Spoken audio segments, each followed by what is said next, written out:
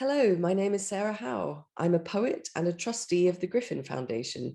It's my pleasure today to speak to the Catalan language poet Gemma Gorga and her English translator, the American poet Sharon Dolin, on the occasion of their being shortlisted for the 2022 International Griffin Poetry Prize.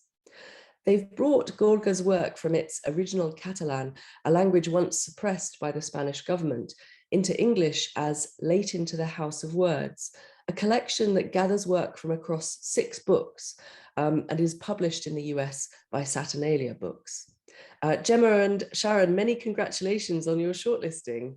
Thank you. Tell us, what was it about each other's writing that led you to want to work together?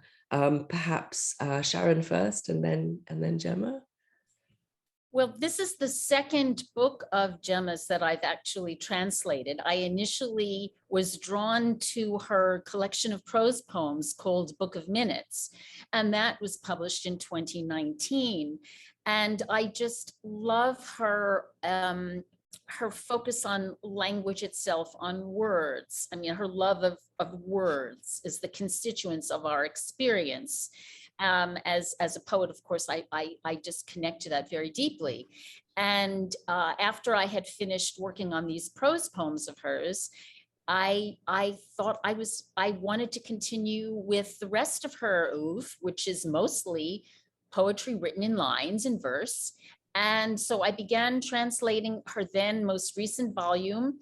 But it occurred to me that for an English language readership that it might be best to try a selected. So I asked her again if that would be okay with her. And she said, yes. I'm just in love with her poetry. And it's really, as I say, it's a combination of love and chutzpah. Chutzpah being that kind of brazenness, because when I began the project, I didn't know any Catalan. I knew other Romance languages. I didn't know it, in other words, when I began with Book of Minutes. And so I've had to learn it along the way, but I was just so in love with her work. And the only way I could really read as much of it as I wanted to was actually to translate it, because it doesn't exist in English. Thank you. And Gemma? Well, I have to say that actually I did nothing. I was chosen by Sharon. I think she wrote me an email when she was in Barcelona, and then we met, and I think we immediately felt the connection between the two of us. And from that moment on, I rely on her. I mean, I was completely happy of being chosen for this project. So thank you. And Gemma, how does it feel re-encountering your poems in another language? And I suppose, how did you view your own role in the translation process? Were you quite stepped back or quite involved? Yes, I especially in this second book, I tried to step back, and I tried to, as I said, I relied completely on Sharon's work. She really learned Catalan, and I was amazed at how she found some solutions to very difficult sentences, even in Catalan. So sometimes I explain to her, but the same that I explain to other Catalan readers sometimes. And as for the first thing you asked, it's a strange thing to read yourself in another language. It's like an objectivation, like being yourself and not being yourself, reading what you've written and reading something strange, new. So it gives me a fresh approach to my own work. Yeah. Thank you. Sharon, were there any special challenges you found yourself working to overcome as you brought these poems into English? You use a lovely phrase, knots in translation, and I like the physicality of that metaphor. Right. Yes. So I talk about certain cultural differences, like that word called sobre, that I had to really spend a long time on trying to understand.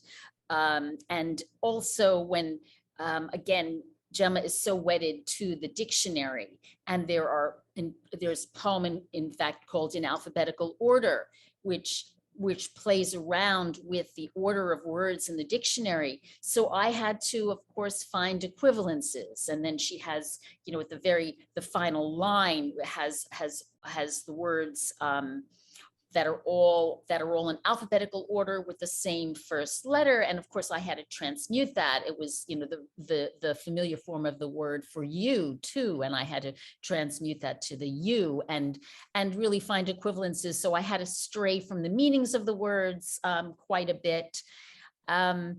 So those were some of the challenges. There were different cultural references. Some of them I knew, some of them I didn't know. And I had to learn them along the way. And again, on this level of language, I had to find the English language equivalences.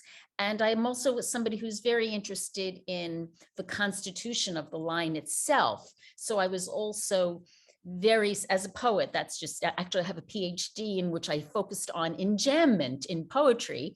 And so I am very interested in where, because most of the poems of Gemma's of mine are in free verse. So I was very interested in where she chose to break the line.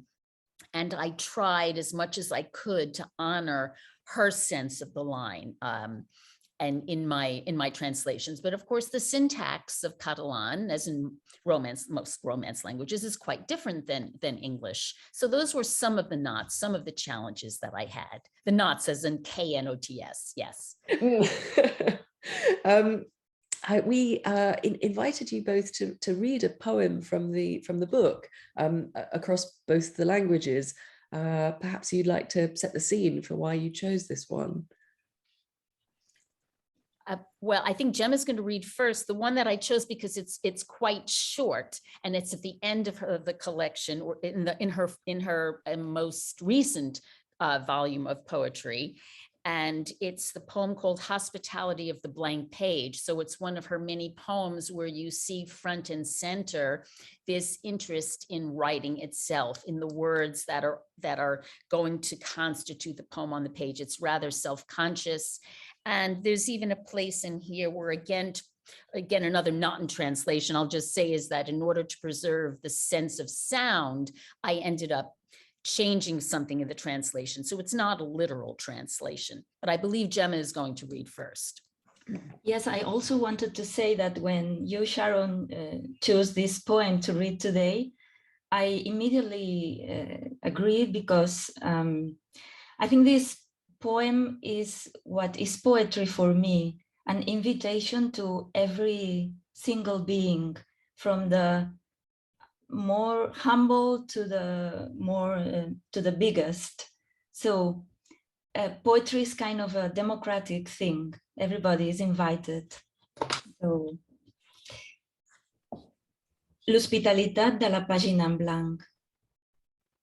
Perquè som massa criatures per a tan poc amor.